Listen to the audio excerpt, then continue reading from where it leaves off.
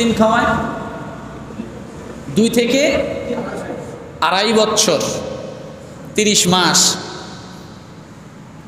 এই 30 মাসে আমরা আমাদের মায়ের কতটুকু দুধ খেয়েছি আমাদের কিন্তু জানা নাই। স্বাস্থ্য বিজ্ঞানীরা বলেন প্রায় 12 থেকে 14 মণ দুধ আমরা খাই। বৎসরে কত মণ?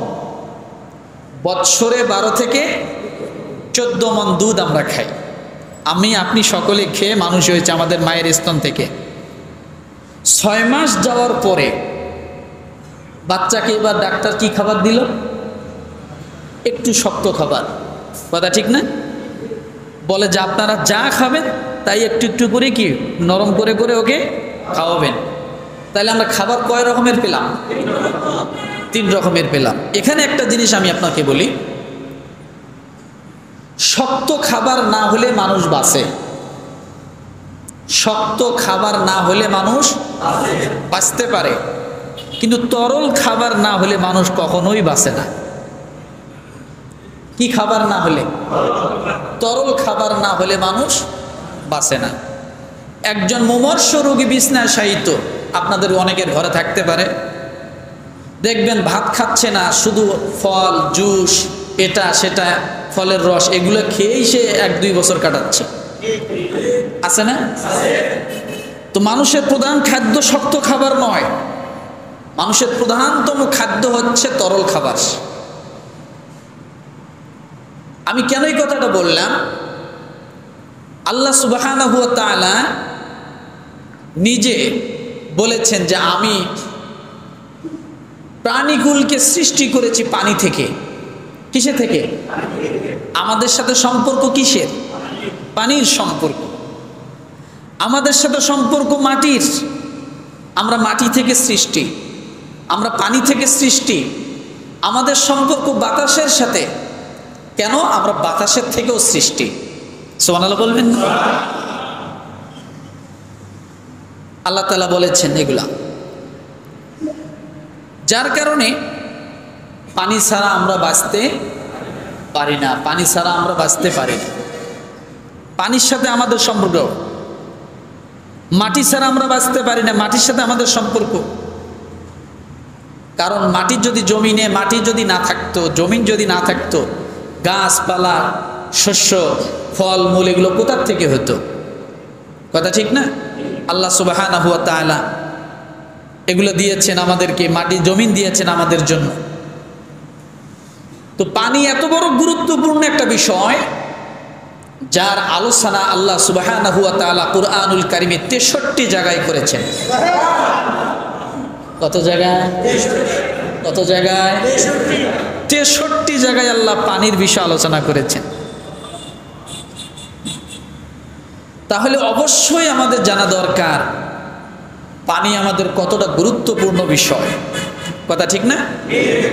কেন আল্লাহ 63 বার তার কোরআনে বর্ণনা করলেন?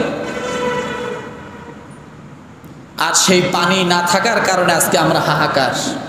প্রচন্ড গরম, জমিন ফেটে যাচ্ছে, ফসল নষ্ট হচ্ছে, গাছপালায় ফসল হচ্ছে না, যা হয়েছে তা শুকিয়ে পড়ে যাচ্ছে। এইভাবে যদি হয়, এটা সম্পূর্ণ আযাব আর গজব ছাড়া আর কিছুই না।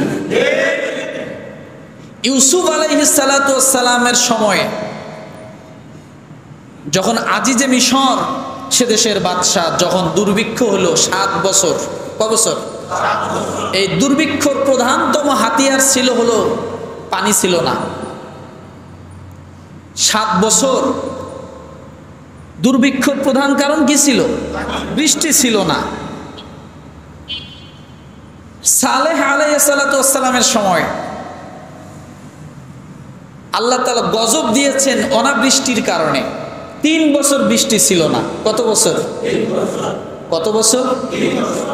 আর ইউসুফ আলাইহিস সালামের সময় 7 বছর। তাহলে বৃষ্টি না দেওয়ার পিছনে আল্লাহর নারাজি, আল্লাহর নাখোশ এবং আমাদের জন্য শাস্তির কারণ। কথা ঠিক কিনা? তাহলে এই বৃষ্টি আমাদের দরকার।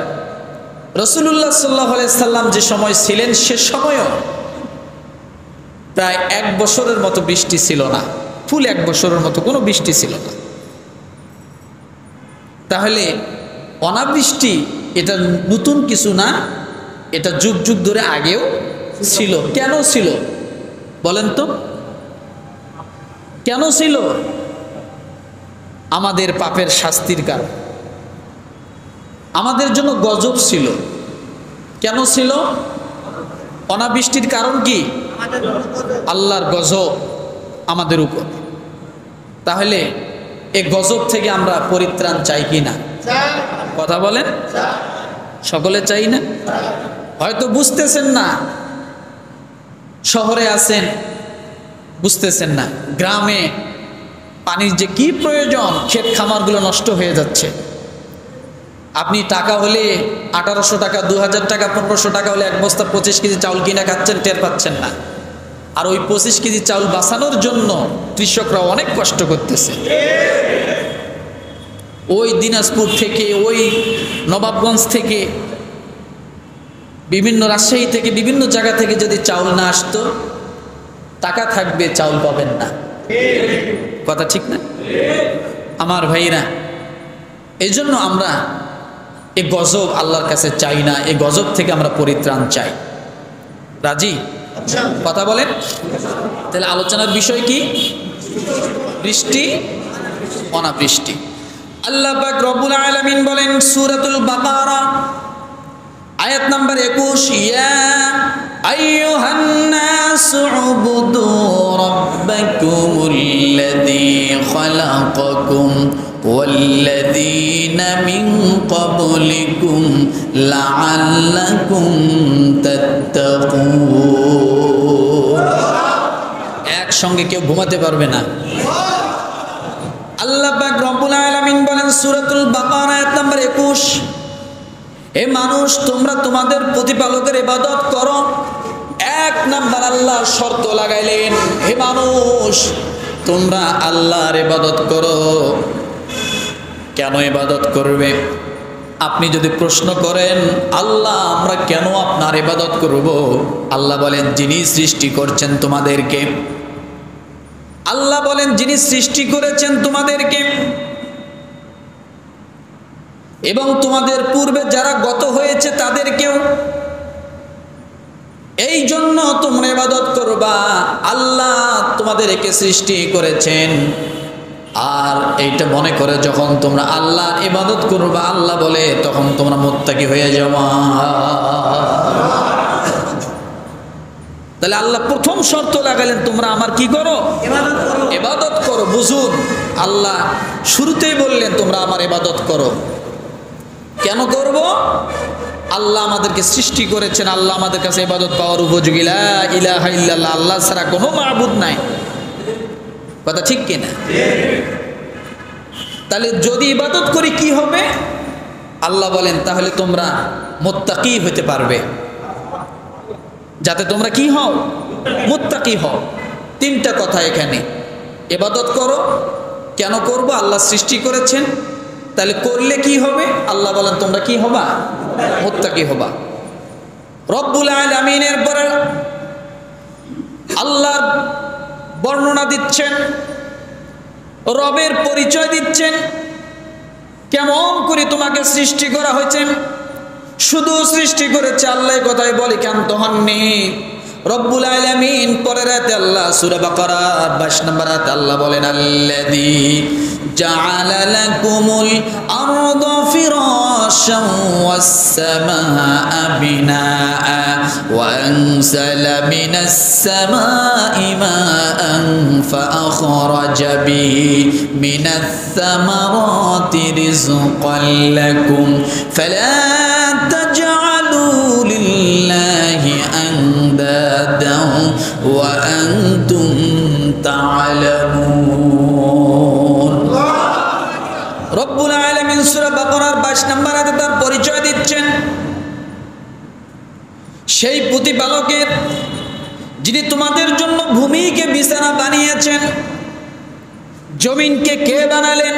আল্লাহ। জোরে বলেন আল্লাহ। কেউ জবান খুলে থাকবেন না, গুনাহ হবে। কারণ আল্লাহর প্রতি আপনি যদি ভোট না দেন, জবান যদি না খোলেন, তাহলে বোঝা যাবে আপনি পেরেশানিতে আছে, সন্দেহের মধ্যে আছে।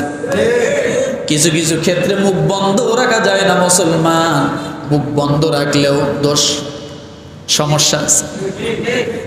একত্ববাদের ঘোষণা যত জায়গায় আসবে জবান খুলতে হবে। কি করতে হবে? জবান খুলতে হবে। সব জায়গায় নীরবতা পালন করা যাবে না, তাইলে আপনার ঈমান নিয়ে টানাটানি বাজবে। আল্লাহ বলেন, যিনি তোমাদের জন্য ভূমিকে বিছানা বানিয়েছেন, কে বিছানা বানালেন? আল্লাহ বলেন, যিনি বানিয়েছেন, এবং আকাশকে ছাদ রূপে, আকাশকে আল্লাহ ছাদ বানালেন, জমিনকে আল্লাহ বিছানা বানাইলেন, আর আকাশ থেকে বৃষ্টি বর্ষণ করেছেন। আল্লাহ বলেন, সে আকাশ থেকে আমি বৃষ্টি বর্ষণ করি, তারপর তার মাধ্যমে তোমাদের জীবিকা রূপে ফল ফলাদি উদ্গত করেছি। আকাশ থেকে কেন বৃষ্টি বর্ষণ করে? ফল ফলাদি উদ্গত করার জন্য। সুতরাং তোমরা আল্লাহর কোনো শরীক স্থাপন করবে না, শরীক স্থাপন করবে না যখন তোমরা এইসব বিষয় জানো, কারণ আল্লাহর সঙ্গে কোনো শরীক নাই। আল্লাহ বলেন, আমি জমিন বিছানা বানালাম, আকাশকে ছাদ বানালাম, আকাশ থেকে বৃষ্টি বর্ষণ করলাম, ফল ফুল উদ্গত করলাম। এই জন্য তোমরা জানার পর আমি আল্লাহর সঙ্গে আর কাউকে তোমরা শরীক বানাইও না। আল্লাহ পাক রব্বুল আলামিন বলেন, মান খালাকাস সামাওয়াতি ওয়াল আরদা ওয়া আনজালা লাকুম মিনাস সামাই মাআ ফাআনবাতনা বিহি হাদাইকা যাতা বাহজা মা কানা লাকুম আন তুমবিতু শাজারাহা আইলাহুম মাআল্লাহ। আল্লাহ এখানে বলছে ইলাহুম মাআল্লাহ, কে আছে আমি আল্লাহ ছাড়া আর কেউ? কখন এই কথা বললেন? আল্লাহ বলেন, আমি আসমান থেকে বৃষ্টি নাজিল করলাম, মৃত জমিন, একটা নববধূ যেমন গর্ভধারণের জন্য প্রস্তুতি নেয়, মৃত জমিন বৃষ্টি পাওয়ার সঙ্গে সঙ্গে সে যেন তার গর্ভে ধারণ করার জন্য বৃষ্টির ফোঁটাকে গ্রহণ করে নিল। এরপরে ফল ফুল শস্য শ্যামল যা কিছু তোমরা খাও, তোমাদের জন্য আমি যা রিজিক হিসেবে রেখেছি সব সে জমিন থেকে উদ্গত করা শুরু করে দিল। এরপরে আল্লাহ বলছে ইলাহুম মাআল্লাহ, আমি হলাম সেই আল্লাহ।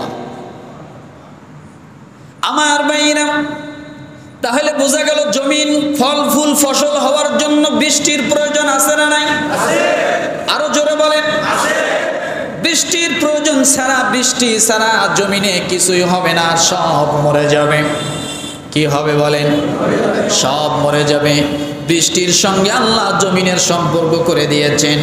রব্বুল আলামিন সূরা আম্বিয়ার 30 নম্বর আয়াতে বলেন, আওয়ালাম ইয়ারাল্লাযীনা কাফারু আন্নাস সামাওয়াতি ওয়াল আরদা কানাতা রাতকান ফাফাতাকনাহুমা ওয়াজআলনা মিনাল মাই কুল্লা শাইইন হাই আফালা ইউমিনুন। কোন সূরা? সূরা আম্বিয়া কত নম্বর আয়াত? 30 নম্বর আয়াত। আল্লাহ বলেন, যারা কুফর অবলম্বন করেছে তারা কি জানে না আকাশমণ্ডলী পৃথিবী রুদ্ধ ছিল? কি ছিল? আকাশমণ্ডলী আর পৃথিবী কি ছিল? স্তব্ধ ছিল। কোনো দরজা খোলা ছিল না, সব বন্ধ ছিল, লক করা ছিল, গেট লক ছিল, সব স্থবির অবস্থায় ছিল।